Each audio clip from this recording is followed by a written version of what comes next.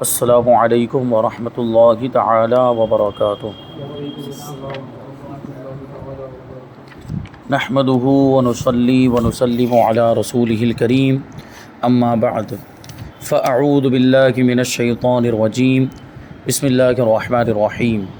ان اللہ وملائکتہ یصلون علی النبی یا ایہا الذین آمنوا صلوا علیہ وسلموا تسلیما۔ اللہم صلی علی سیدنا ومولانا محمد معدن الجود والکرم وآلہ الکرام وابنہ الکریم وبارک وسلم صلاۃ و سلاما علیک یا رسول اللہ صلی اللہ تعالی علیہ وسلم۔ یہ بیان ہے کفریہ کلمات اور ارتداد کے احکام کے بارے میں۔ اس میں مرتد کے بارے میں کچھ ضروری معلومات اس سے پہلے والے درس میں شامل کی گئی تھی۔ مرتد کا مطلب کیا ہوتا ہے اور ارتداد سے توبہ کا طریقہ کیا۔ اس میں خاص طور پر یہ بات بتائی گئی تھی کہ جس چیز کی وجہ سے مرتد ہوا ہے خاص طور پر اس چیز سے توبہ کرنی پڑے گی اور صرف کلمہ پڑھنا کافی نہیں ہوگا۔ جیسے حضور کی شان میں معاذ اللہ گستاخی کی ہے تو گستاخی سے توبہ کرنا لازم ہے، اور جب تک وہ اس گستاخی سے توبہ نہیں کرتا ہے تو اس کو مسلمان نہیں مانا جائے گا، اگرچہ پھر وہ 1000 بار کلمہ شہادت پڑھے تو کلمہ شہادت پڑھنے کا کوئی اعتبار نہیں ہوگا۔ تو یہ مرتد کے کچھ احکام بیان کیے گئے تھے۔ اب یہاں پہ ایک بہت ہی اہم سوال ہے کہ تجدید ایمان کا طریقہ بھی بتا دیجئے۔ تجدید کا مطلب ہوتا ہے کسی بھی چیز کو نیا کرنا، تازہ کرنا، تو تجدید ایمان کا مطلب ہوگا ایمان کو تازہ کرنا۔ تو کبھی کفری کلمہ زبان سے نکل جاتا ہے یا کبھی کوئی ایسی بات نکل جاتی ہے یا کوئی ایسا کام ہو جاتا ہے جو کفری افعال میں شمار ہوتا ہے، تو ایسی صورت میں وہاں پہ تجدید ایمان کا حکم ہوتا ہے۔ آپ بار بار سنتے ہوں گے کہ ایسے شخص پر تجدید ایمان لازم ہے، تجدید بیعت لازم ہے، توبہ کرنا لازم ہے۔ تو تجدید ایمان کیسے کریں گے، اس کا طریقہ؟ جواب: جس کفر سے توبہ مقصود ہے، یعنی جو کفر صادر ہوا ہے اور اس سے توبہ کرنا چاہتا ہے، وہ اسی وقت مقبول ہوگی جب کہ وہ اس کفر کو کفر تسلیم کرتا ہو، یعنی پہلے مانے کہ یہ کفر ہے جو میری زبان سے نکلا ہے یا جو کفری کام مجھ سے ہو گیا، اس کو کفر تسلیم کرے یعنی مانے، اور دل میں اس کفر سے نفرت اور بیزاری بھی ہو، لا تعلقی ہو کہ اس سے اب میرا کوئی تعلق نہیں۔ جو کفر سرزد ہوا توبہ میں اس کا تذکرہ بھی ہو، جس کفر سے توبہ کر رہا ہے اس کا تذکرہ اس توبہ میں ہونا چاہیے۔ مثلا جس نے ویزا فارم پر اپنے آپ کو کرسچن لکھ دیا، وہ اس طرح کہے کہ یا اللہ میں نے جو ویزا فارم میں اپنے آپ کو کرسچن ظاہر کیا ہے، کرسچن مانے عیسائی ظاہر کیا ہے، اس کفر سے توبہ کرتا ہوں، کیونکہ مسلمان ہوتے ہوئے اپنے آپ کو عیسائی کہنا یا اپنے آپ کو یہودی کہنا یا معاذ اللہ ہندو کہنا یہ کفر ہے۔ مسلمان اپنے آپ کو اگر ہندو کہے گا تو کافر ہو جائے گا، یا یہودی کہے گا یا عیسائی کہے گا تو کافر ہو جائے گا۔ تو کسی نے اگر ویزا فارم کے اندر یہ لکھ دیا ہے دنیا داری کے اعتبار سے یا دنیا کا کوئی فائدہ حاصل کرنے کے لیے، اپنے آپ کو کرسچن لکھ دیا یا عیسائی لکھ دیا تو کافر ہو گیا۔ اب اس سے توبہ کرنے کے لیے یہ لازم ہے کہ وہ یہ بھی کہے کہ یا اللہ میں نے جو ویزا فارم میں اپنے آپ کو کرسچن ظاہر کیا ہے اس کفر سے میں توبہ کرتا ہوں، اور پھر پڑھے لا الہ الا اللہ محمد رسول اللہ صلی اللہ علیہ وسلم، کہ اللہ کے سوا کوئی عبادت کے لائق نہیں اور محمد صلی اللہ علیہ وسلم اللہ کے رسول ہیں۔ اس طرح مخصوص کفر سے توبہ بھی ہو گئی اور تجدید ایمان بھی، ایمان تازہ بھی ہو گیا۔ اگر معاذ اللہ کئی کفریات بکے ہوں، ایک نہیں بلکہ بہت سارے کفر بکے ہوں، اور یاد نہ ہو کہ کیا کیا بکا ہے، تو یوں کہے کہ یا اللہ مجھ سے جو کفریات صادر ہوئے ہیں، یعنی جو کفر کی باتیں صادر ہوئی ہیں میں ان سے توبہ کرتا ہوں۔ یعنی اگر اس کو یاد ہے تو پھر تو نام لینا پڑے گا، اس کفر کا تذکرہ بھی کرنا پڑے گا جو اس نے کفر کیا ہے، جو صادر ہوا ہے۔ لیکن اگر یاد نہیں، اتنے زیادہ کفریات ہیں، تو پھر وہ اس طرح کہے گا کہ جو مجھ سے کفریات صادر ہوئے ہیں میں ان سے توبہ کرتا ہوں، پھر کلمہ پڑھ لے۔ اور اگر کلمہ شریف کا ترجمہ معلوم ہے تو زبان سے ترجمہ دہرانے کی حاجت نہیں۔ اگر یہ معلوم ہی نہیں کہ کفر بقا بھی ہے یا نہیں، تب بھی اگر احتیاطاً توبہ کرنا چاہیں تو اس طرح کہے کہ یا اللہ اگر مجھ سے کوئی کفر ہو گیا ہو تو میں اس سے توبہ کرتا ہوں، اور یہ کہنے کے بعد بھی کلمہ پڑھ لے۔ یعنی اگر کوئی احتیاطاً، کیونکہ بسا اوقات ہم جہالت کی وجہ سے یا جانکاری نہ ہونے کی وجہ سے کچھ نہ کچھ بک دیتے ہیں یا کچھ ایسا بول دیتے ہیں، یا جو ہے کہ پہلے کبھی کچھ بولا ہوگا اور ہم کو اس کے بارے میں جانکاری نہیں کہ وہ کفری کلمہ تھا یا کفری بات تھی یا کفری عمل تھا۔ اب ہم کو جانکاری ہو رہی ہے، اب ہم مسائل جان رہے ہیں، اب علماء کے ساتھ اٹھنا بیٹھنا ہم نے شروع کر دیا، تو اب پتہ چل رہا ہے کہ وہ ساری باتیں تو کفر تھی، یا یہ کہ ہو سکتا ہے کہ مجھ سے ایسی کوئی بات صادر ہو گئی ہو انجانے میں، تو وہ احتیاطاً توبہ کرنا چاہتا ہے، تو وہ احتیاطاً توبہ اس طرح کرے گا کہ اگر مجھ سے کوئی بھی کفر سرزد ہوا ہو تو میں اس سے توبہ کرتا ہوں، اور پھر کلمہ پڑھ لے لا الہ الا اللہ محمد الرسول اللہ صلی اللہ علیہ وسلم، اور اس کی جگہ پہ وہ کلمہ شہادت بھی پڑھ سکتے ہیں، اشہد ان لا الہ الا اللہ و اشہد ان محمد الرسول اللہ، یا دوسرا کلمہ پڑھ سکتے ہیں اشہد ان لا الہ الا اللہ وحدہ لا شریک لہ و اشہد ان محمدا عبدہ و رسولہ، یہ بھی پڑھ سکتے ہیں۔ اب آگے ہے مرتد کے بارے میں چند فقہی احکام۔ سوال: مرتد مسلمان ہو گیا، اب ارتداد سے پہلے جو عبادتیں اس نے ادا کی تھیں کیا ان کو دوبارہ ادا کرنا ہوگا؟ اور جو عبادت ارتداد سے پہلے قضا تھی کیا ان کی ادائیگی اب بھی لازم ہے؟ کیونکہ مرتد کے بارے میں آپ نے جانا کہ وہ مسلمان تھا اور پھر اس نے کوئی کفری عقیدہ اختیار کیا یا کوئی کفری فعل کیا، اب جس کی وجہ سے وہ اسلام سے پھر گیا، تو اب یہ کافر ہو چکا ہے، مرتد ہو چکا ہے، تو اس سے پہلے جو اس نے عبادتیں کی تھی کیا وہ عبادتیں مانی جائیں گی؟ تو اس سے پہلے بھی آیا تھا کہ جیسے اگر وہ حج فرض پہلے ادا کر چکا تھا مسلمان ہونے کی حالت میں، اب مرتد ہو گیا، پھر سے توبہ کر رہا ہے، پھر سے مسلمان ہو گیا، تو اب اگر استطاعت ہے حج کرنے کی تو کیا پھر سے حج کرنا پڑے گا؟ اور یہ ہے کہ اگر پہلے جب مسلمان تھا تو کچھ نمازیں قضا ہو گئی تھی، تو اب بیچ میں ارتداد حائل ہو گیا، پھر مسلمان ہوا، تو وہ جو نمازیں جو پہلے مسلمان تھا اس حالت میں قضا ہوئی تھی کیا اب ان کو ادا کرنا پڑے گا؟ تو یہ بہت ہی ضروری معلومات جواب میں اس کو شامل کرتے ہیں۔ کہتے ہیں کہ زمانہ اسلام میں کچھ عبادتیں قضا ہو گئی اور ادا کرنے سے پہلے ہی مرتد ہو گیا، پھر مسلمان ہوا تو ان عبادتوں کی قضا کرے، اور جو ادا کر چکا تھا اگرچہ ارتداد سے وہ نمازیں اور عبادتیں باطل ہو گئی مگر اب اس کی قضا نہیں، یعنی وہ زمانہ اسلام میں ہی پہلے جب مسلمان تھا نمازیں قضا ہوئی تھی اور اسی میں ادا کر چکا تھا، اب اگر جو ہے کہ مرتد ہو گیا تو ظاہر سی بات مرتد ہونے کی وجہ سے جو مسلمان ہونے کی حالت میں پہلے جو بھی اچھے کام کیے تھے، جو بھی عبادتیں کی تھی، نیک کام، سب برباد ہو جاتے ہیں، سب ضائع ہو جاتے ہیں۔ تو اگرچہ وہ باطل ہو گئی، پہلے جو نمازیں پڑھی تھی وہ سب باطل ہو گئی مگر اب اس کی قضا نہیں ہے۔ البتہ اگر صاحب استطاعت ہو تو حج دوبارہ فرض ہوگا، یعنی پہلے مسلمان ہونے کی حالت میں حج کر چکا تھا، اب مرتد ہونے کے بعد پھر سے مسلمان ہو، پھر سے صاحب استطاعت ہو گیا ہے، یعنی اتنی طاقت ہے کہ حج کر کے آ سکتا ہے، تو دوبارہ حج کرنا اس پر فرض ہوگا۔ آگے سوال ہے کہ مرد نے کفر قطعی کیا تو اس کے نکاح کا کیا حکم ہے؟ کفر قطعی کا مطلب یقینی کفر ہے۔ وہ فرماتے ہیں کہ اگر کفر قطعی ہو تو عورت نکاح سے نکل جائے گی، نکاح ٹوٹ جائے گا، پھر اسلام لانے کے بعد اگر عورت راضی ہو تو دوبارہ اس سے نکاح ہو سکتا ہے، پھر سے نکاح پڑھنا پڑے گا۔ یہ تو کہتے ہیں تجدید ایمان اور تجدید نکاح بھی تو کہا جاتا ہے، یعنی نیا نکاح کرنا پڑے گا، ورنہ جہاں پسند کرے وہ نکاح کر سکتی ہے، کیونکہ اس کے ساتھ تو نکاح ٹوٹ چکا ہے، تو اگر کسی اور سے نکاح کرنا چاہے تو وہ نکاح کر سکتی ہے، اس کو اجازت ہوگی، اور اس کا کوئی حق نہیں ہے کہ عورت کو دوسرے کے ساتھ نکاح کرنے سے روک دے، کیونکہ اب وہ اس کے نکاح میں رہی نہیں، جب اس کے نکاح میں نہیں رہی تو اس پر وہ زور زبردستی نہیں کر سکتا، وہ اگر کسی اور سے نکاح کرنا چاہے تو وہ کر سکتی ہیں۔ اور اگر اسلام لانے کے بعد عورت کو بدستور رکھ لیا، دوبارہ نکاح نہیں کیا، تو اب جو قربت ہوگی وہ زنا ہوگا، کیونکہ نکاح تو ٹوٹ چکا ہے، نکاح ٹوٹ جانے کے باوجود وہ اپنے پاس رکھتا ہے، اب دونوں کے آپس میں جو جسمانی تعلق ہوگا وہ زنا ہوگا، اور اس کے بعد جو بچے پیدا ہوں گے وہ ولد الزنا ہوں گے، یعنی زنا کے بچے ہوں گے۔ اور اگر کفر قطعی نہ ہو، یعنی بعض علماء کافر بتاتے ہوں اور بعض کافر نہیں کہتے، یعنی فقہا کے نزدیک کافر ہو اور متکلمین کے نزدیک کافر نہیں، تو اس صورت میں بھی تجدید اسلام اور تجدید نکاح کا حکم دیا جائے گا۔ اب یہ بہت گہرائی والی بات آ گئی کہ بعض چیزیں ایسی ہیں کہ جس کو فقہا کفر کہتے ہیں،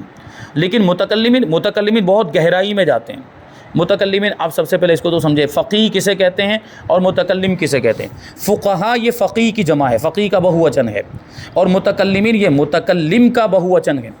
فقیہ کا مطلب ہوتا ہے کہ علم شریعت کا ماہر، شریعت کے احکام اور مسائل کا جو ماہر ہوتا ہے اس کو فقیہ کہا جاتا ہے۔ جیسے مسئلے مسائل ابھی جو ہم سیکھ رہے پڑھ رہے ہیں، تو اس کا جو ماہر ہوگا اس کو فقیہ کہیں گے، لیکن عقائد کا جو ماہر ہوگا، علم کلام کا جو ماہر ہوگا اس کو متکلم کہا جاتا ہے۔ تو فقیہ کی نظر میں کبھی کوئی بات ایسی ہوتی ہے جو کفر ہوتی ہے، لیکن وہی بات متکلم کی نظر میں کفر نہیں ہوتی، کیونکہ وہ اور زیادہ گہرائی میں جاتے ہیں اور وہ اور زیادہ جو ہے کہ اس میں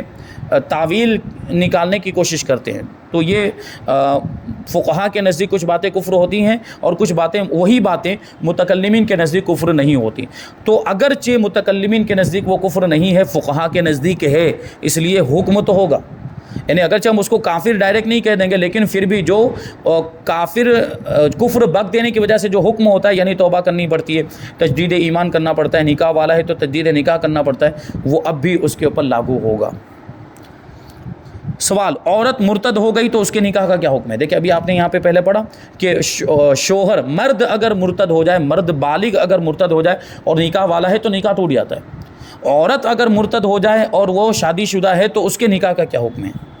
یعنی دیکھیے سمجھ میں تو یہاں پر بھی وہی آ رہا ہے کہ وہ مرتد ہو گئی یعنی کافر ہو گئی، اور کافر اور مسلمان کا نکاح رہتا ہی نہیں ہے۔ کافر اور مسلمان کا آپس میں نکاح ویسے نہیں ہو سکتا، ابتداءً نہیں ہو سکتا۔ یعنی اگر کوئی چاہے کہ میں کافرہ عورت سے نکاح کر لوں تو جب تک وہ کفر کی حالت میں اسے نکاح نہیں ہو سکتا ہے۔ تو امتحان بھی ختم ہو جانا چاہیے، یعنی کیا مطلب ہوا کہ پہلے دونوں مسلمان تھے، اب دونوں میں سے کوئی ایک کافر ہو جا رہا ہے تو نکاح ختم ہو جانا چاہیے۔ تو مرد کے اندر تو یہ بات بتا دی، لیکن عورت کے اندر دیکھیے تھوڑا سا فرق ہے، اس پہ غور کرنے کی ضرورت ہے۔ فرماتے ہیں کہ عورت مرتد ہو گئی پھر اسلام لائی تو شوہر اول سے نکاح کرنے پر مجبور کی جائے گی، یہ نہیں ہو سکتا کہ دوسرے سے نکاح کرے، اسی پر فتویٰ ہے۔ یعنی گویا کہ نکاح باقی ہے، من وجہ نکاح باقی ہے، یعنی عورت کے مرتد ہو جانے کے باوجود اس نکاح کو باقی مانتے ہیں۔ یہ ہے کہ تجدید نکاح کو حکم دیا جاتا ہے، کیونکہ کفر بکا ہے اس نے، کفر بکنے کی وجہ سے اس کو بھی، عورت کو بھی تجدید نکاح کا حکم دیا جاتا ہے۔ یہ اصل حکم تو ہے کہ یہاں پر بھی نکاح ختم ہو جائے، اصل حکم تو یہ ہے کہ عورت اگر مرتد ہو گئی ہے تو یہاں پر بھی نکاح پورے طور پر ختم ہو جانا چاہیے، اور وہ اگر بعد میں مسلمان ہوتی ہے تو دوسرے سے نکاح کرنے کی اجازت ہونی چاہیے نہیں۔ لیکن علماء اس وجہ سے یہاں پر فتویٰ دیکھیں کہ اسی شوہر سے دوبارہ تجدید نکاح کرنا پڑے گا، وہ دوسرے کسی سے نکاح نہیں کر سکتی۔ کیوں؟ اس کی وجہ کیا ہے؟ یہ متاخرین علماء کا فتویٰ ہے، بعد کے علماء کا۔ کیوں؟ کیونکہ جب انہوں نے دیکھا کہ لوگوں میں بہت زیادہ غفلت پائی جاتی ہے اور دین کی جانکاری، دین کی معلومات اب اتنی زیادہ لوگوں کے پاس نہیں ہے، دین سے دوری بہت زیادہ ہو گئی، تو اب اگر کیونکہ دیکھیں عورتوں کے معاملات کہ وہ ناقصات العقل ہوتی ہے، ان کی عقل کم اور دین کا علم بھی ان کے پاس اتنا زیادہ نہیں ہوتا، اتنی سمجھ بھی نہیں ہوتی ہے، اور بسا اوقات دنیا کی لالچ میں، دنیا داری کے بارے میں زیادہ سوچ کر وہ کچھ ایسا قدم بھی اٹھا لیتی ہے جو دین کے اعتبار سے بہت خطرناک ہوتا ہے۔ تو اگر معاذ اللہ یہ کسی عورت کو پتہ چل جائے کہ مرتد ہو جانے سے نکاح ختم ہو جاتا ہے، اگر کسی عورت کو یہ مسئلہ معلوم ہو جائے کہ مرتد ہو جانے سے نکاح ختم ہو جاتا ہے، تو وہ تو بار بار مرتد ہو جائے گی اپنے شوہر سے چھٹکارا پانے کے لیے۔ کیونکہ تھوڑے آپ دیکھتے ہوں گے ہمارے یہاں آئے دن ایسے واقعات پیش آتے ہیں کہ تھوڑا سا جھگڑا ہوا کہ طلاق کا مطالبہ کرنے لگ جاتی، مجھے تو چھوٹی کر دو، مجھے تو چھوٹی کر دو۔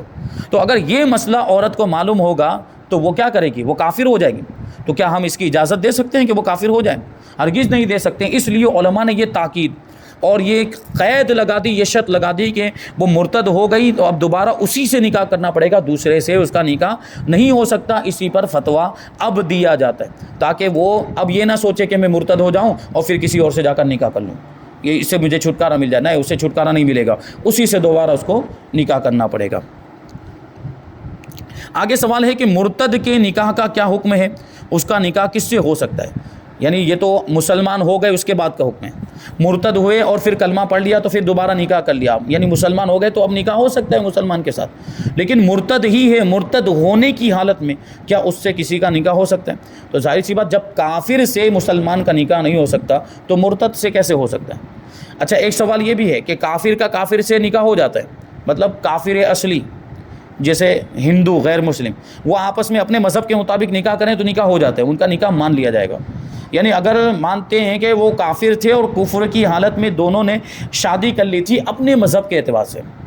وہ ان کے مذہب میں جو بھی رسم و رواج تھا نکاح کا، شادی کرنے کا، اب اس کو شادی کہیں گے، نکاح تو نہیں کہہ سکتے ہیں۔ اور اگر اللہ نے توفیق دی اور دونوں کے دونوں ایک ساتھ میں مسلمان ہو گئے تو اب بھی ان کا وہ نکاح باقی رہے گا، یعنی اب بھی ان دونوں کو میاں بیوی مانا جائے گا۔ یہ کافر اصلی کا حکم ہے۔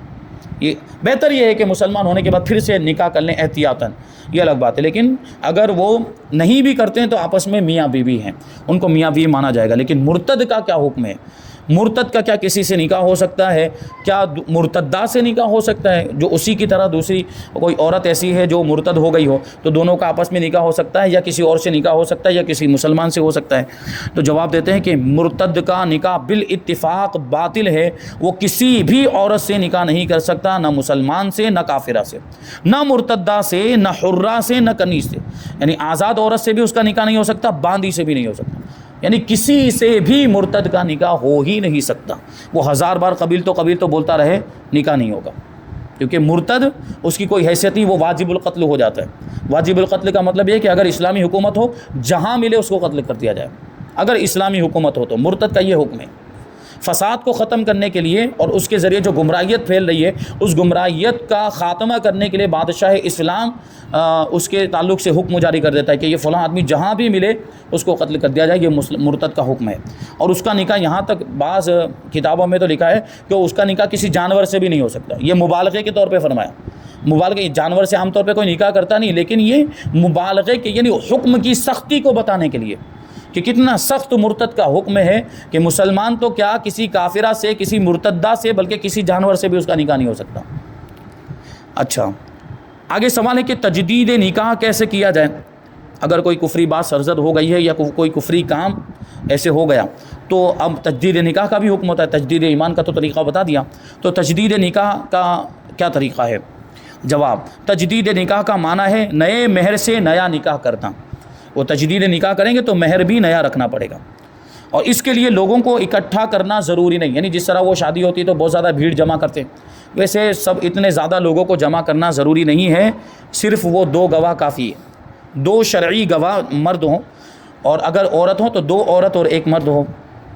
تو ان کی گواہی سے نکاح ہو جائے گا۔ تو کہتے ہیں نکاح نام ہے ایجاب و قبول کا، یعنی عورت کہے کہ میں نے اپنے آپ کو تمہارے نکاح میں دیا، اور مرد کہے کہ میں نے قبول کیا، اتنے مہر کا بھی تذکرہ ہو جائے اور 2 گواہ وہاں پر موجود ہوں۔ اب وہ 2 گواہوں کا نام نہ بھی لیا جائے اور وہ 2 گواہ سنی صحیح العقیدہ مسلمان باشرہ نمازی ہیں، نکاح ہو جائے گا۔ ہاں، بوقت نکاح بطور گواہ کم از کم 2 مرد مسلمان یا 1 مرد مسلمان اور 2 مسلمان عورتوں کا حاضر ہونا لازم ہے، یہ گواہ کے طور پر یہ شرط ہے، تو وہ اگر موجود ہیں تو نکاح ہو جائے گا۔ تو اب یہ 2 مرد ہیں یا 1 مرد اور 2 عورتیں ہیں تو بہت زیادہ بھیڑ جمع کرنے کی ضرورت نہیں ہے، بس انہی لوگوں کو بٹھا کر یہ تجدید۔ اب اچھا، تجدید نکاح کے اندر مسائل بھی ہوتے ہیں کہ کوئی کفری کلمہ زبان سے نکل گیا، اب تجدید نکاح کرنا ہے تو ظاہر سی بات ہے یہ آدمی سوچتا ہے کہ یہ بات ظاہر نہ ہونے پائے، اس کو پوشیدہ رکھتا ہے، تو پھر وہ اپنے ہی گھر میں جو رشتہ دار ہیں تو ان کو جو ہے کہ ان میں سے کسی کو جو باشرہ ہو ان کو بٹھا کر ان کو گواہ بنا کر نکاح یہ اس طرح ایجاب و قبول کر لیں، نیا مہر رکھ کر ایجاب و قبول کر لیں تو ان کا نکاح ہو جائے گا۔ لیکن بیٹے وغیرہ کو گواہ نہ بنائیں تو بہتر ہے، یعنی باپ ہیں، اس کے بیٹے اگر موجود ہیں، بالغ بیٹے، نابالغ کو تو ویسے بھی آپ گواہ نہیں بنا سکتے، وہ باپ ہیں تو بیٹے کو گواہ نہ بنائیں، یعنی اگرچہ اس کی موجودگی میں، اگرچہ اس کی گواہی سے نکاح ہو تو جائے گا، لیکن خدا نخواستہ اگر بعد میں گواہی پیش کرنے کی ضرورت آ گئی، یعنی یہ دونوں میں اگر مان لیجئے کہ اختلاف ہو گیا بعد میں، یعنی عورت کہہ رہی کہ ہم نے تجدید نکاح کیا ہی نہیں اور شوہر کہتا ہے کہ ہم نے تو تجدید نکاح کیا ہے، تو اب گواہ پیش کرنے کی ضرورت آئے گی، گواہ وہاں پر گواہوں کے ذریعے سے اب اس کو ثابت کرنے کی ضرورت پیش آئے گی۔ تو یہ اب لڑکا اگر باپ کے حق میں گواہی دے گا تو وہ گواہی قبول نہیں ہوگی، لڑکے کی گواہی باپ کے حق میں قبول نہیں ہوتی، لیکن اس کی موجودگی میں نکاح ہو تو جاتا ہے۔ تو اس وجہ سے کسی اور کو رکھیں جو بیٹا نہ ہو، بیٹے کے علاوہ کوئی اور دوسرا رشتہ دار ہو تو اس کو گواہ بنا لے۔ اور یہاں پہ خطبہ نکاح بھی شرط نہیں بلکہ مستحب ہے، یعنی عام طور پر جو نکاح ہوتا ہے اس میں بھی مستحب ہے، یعنی اگر کوئی خطبہ نہیں بھی پڑھتا ہے اور صرف ایجاب و قبول کر لیا ہے 2 گواہوں کی موجودگی میں مہد کے ذکر کے ساتھ تو نکاح ہو جائے گا، خطبہ نہیں پڑھا پھر بھی، اور خطبہ پڑھنا مستحب ہے۔ اور خطبہ یاد نہ ہو تو اعوذ باللہ اور بسم اللہ شریف کے بعد سورہ فاتحہ بھی پڑھ سکتے ہیں، یہ خطبے کے قائم مقام ہو جائے گا۔ کم از کم 10 درہم یعنی 2 تولہ 7.5 ماشا چاندی، اور یہ موجودہ وزن کے اعتبار سے تقریباً 33 گرام چاندی بنتی ہے۔ کتنی گرام؟ 33 گرام چاندی، یہ کم سے کم مہر کی مقدار ہے، اور زیادہ سے زیادہ جتنا آپ رکھنا چاہیں تو کم سے کم 33 گرام چاندی کے اعتبار سے ابھی جو آج کل کے اعتبار سے جو قیمت چل رہی ہے چاندی کی وہ 1800-1900 روپے بنتے ہیں،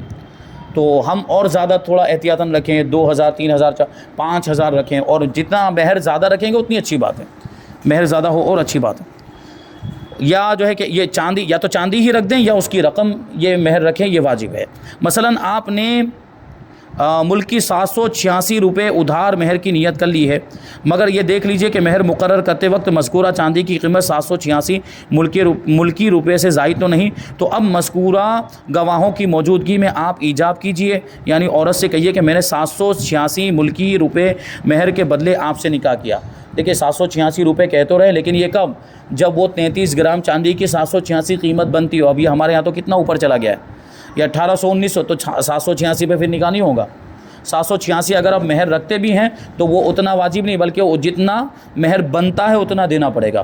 یعنی اب ایسی صورت کے اندر اگر کم مہر رکھا ہے تو مہر مثل واجب ہوگا، یعنی عام طور پر اس طرح کی عورت کا جو مہر ہوتا ہے وہ مہر دینا پڑے گا۔ اگر وہ 5000 چلتا ہے تو پھر 5000 دینا پڑے گا، یا 10000 چلتا ہے اس کے خاندان میں اس طرح کی عورتوں کا جو مہر چلتا ہے وہ دینا پڑے گا۔ تو اس لیے یہ 33 گرام یا اس سے زیادہ، 33 گرام کی جو قیمت ہے یا اس سے زیادہ ہی مہر رکھے۔ تو یہ کہے کہ ایجاب کرے، یعنی عورت سے یہ کہے کہ میں نے اتنے روپے مہر کے بدلے میں آپ سے نکاح کیا، تو عورت اس کے جواب میں کہے کہ میں نے قبول کیا، تو نکاح ہو گیا۔ یعنی دیکھیے یہاں پر ہمارے یہاں پہ کیا رواج ہے، عام طور پر یہ قبول کیا، اس کے یہ جو الفاظ ہے عام طور پر دولہا بولتا ہے، لیکن اگر اس کا برعکس ہو گیا تب بھی نکاح ہو جائے گا، تب بھی نکاح ہو جائے گا۔ یعنی بیوی کہہ رہی ہے کہ میں نے کیا کہا، شوہر کہہ رہا ہے کہ میں نے آپ سے نکاح کیا، شوہر کہہ رہا ہے کہ میں نے اتنے مہر کے بدلے میں آپ سے نکاح کیا، اور عورت اس کے جواب میں یہ کہہ دے کہ میں نے قبول کیا، تب بھی نکاح ہو جائے گا۔ اور ادھر سے اگر کہے، عورت کہے کہ میں نے اپنے آپ کو آپ کے نکاح میں دیا اتنے مہر کے بدلے میں، اور شوہر کہے کہ میں نے قبول کیا، تو اس میں بھی ہو جائے گا۔ اور یہ بھی ہو سکتا ہے کہ عورت ہی خطبہ یا سورہ فاتحہ پڑھ کر ایجاب کرے، وہ بھی خطبہ پڑھ سکتی ہے۔ اور مرد کہے کہ میں نے قبول، اچھا وہ خطبہ پڑھ سکتی ہے تو بھی ہو جائے گا، اور مرد کہے کہ میں نے قبول کیا تب بھی نکاح ہو جائے گا۔ بعد نکاح اگر عورت چاہے تو مہر معاف بھی کر سکتی ہیں، یعنی اس وقت معافی کی شرط پہلے سے نہیں لگا سکتے کہ یہ مہر ہم تو جو کہہ چکے یہ جو نکاح کر رہے ہیں تو تجدید نکاح والا نکاح ہے، جو اصل پہلی بار ہوا تھا وہ والا نکاح تو ظاہر سی بات اس میں جو مہر دیا جاتا ہے وہ عام طور پہ واپس نہیں لیا جاتا، لیکن چونکہ ایک بار پہلے مہر دے چکا ہے اب دوبارہ مہر دینا پڑ رہا ہے تجدید نکاح کی وجہ سے، تو اس میں بعد میں گفتگو کر کے کہ تم مہر واپس کر دو، مجھے معاف کر دو، اور وہ چاہے تو وہ پھر عورت جو ہے وہ مہر واپس بھی کر سکتی ہے، اور اگر ادا نہیں کیا ادھار رکھا ہوا ہے تو ویسے بھی معاف کر سکتی ہے کہ میرا مہر جو تمہارے ذمے پر باقی ہے میں نے معاف کیا، تو اسے معاف ہو سکتا ہے۔ لیکن پہلے سے شرط نہیں لگا سکتے کہ تم کو میرا مہر معاف کرنا پڑے گا، یہ تجدید نکاح میں جو مہر ہوگا یہ شرط نہیں لگا سکتے، اسی کو کہتے ہیں۔ مگر مرد بلا حاجت شرعی عورت سے مہر معاف کرنے کا سوال نہ کرے، یعنی سامنے سے مطالبہ نہ کریں، ہاں اگر کوئی حاجت ہو تو مطالبہ بھی کیا جا سکتا ہے۔ تو یہ تو کچھ احکام، ابھی اور بہت سارے احکام اس میں باقی ہیں کہ مرتد کے ذبیحے کا کیا حکم ہے، یعنی اگر وہ کوئی کسی جانور کو ذبح کرتا ہے تو وہ جانور حلال ہوگا کہ نہیں ہوگا، مرتد کی گواہی اور اس کے وارث بننے کے بارے میں شرعی حکم کیا ہے، مرتد کے مال کا کیا حکم ہے، اور دوبارہ اسلام قبول کر لے تو پھر کیا ہوگا، اور اسلام نہیں قبول کرتا تو کیا حکم ہوگا، اور وہ صورتیں جو کفریہ نہیں ہیں، یعنی ہم یہ بات کر رہے ہیں نا کہ کبھی کفری کلمہ نکل جاتا ہے تو وہ کفر کب مانا جائے گا اور کب نہیں مانا جائے گا، یہ بھی بہت ضروری معلومات ہیں۔ اور پھر اس کے بعد سب سے اہم چیز ہے کفری کلمات کا بیان، کہ کون سے ایسے الفاظ اور کلمات ہیں جو کفری کلمات اور ہم کو وہ کبھی نہیں بولنا چاہیے اور اس سے بچنا چاہیے۔ انشاءاللہ یہ ساری چیزیں ہم آئندہ درس میں شامل کریں گے۔ اللہ تعالیٰ کی بارگاہ میں دعا ہے کہ جو کچھ بھی بیان ہوا اس پر ہم سب کو عمل کرنے کی توفیق عطا فرمائے۔ وما علینا الا البلاغ۔ السلام علیکم۔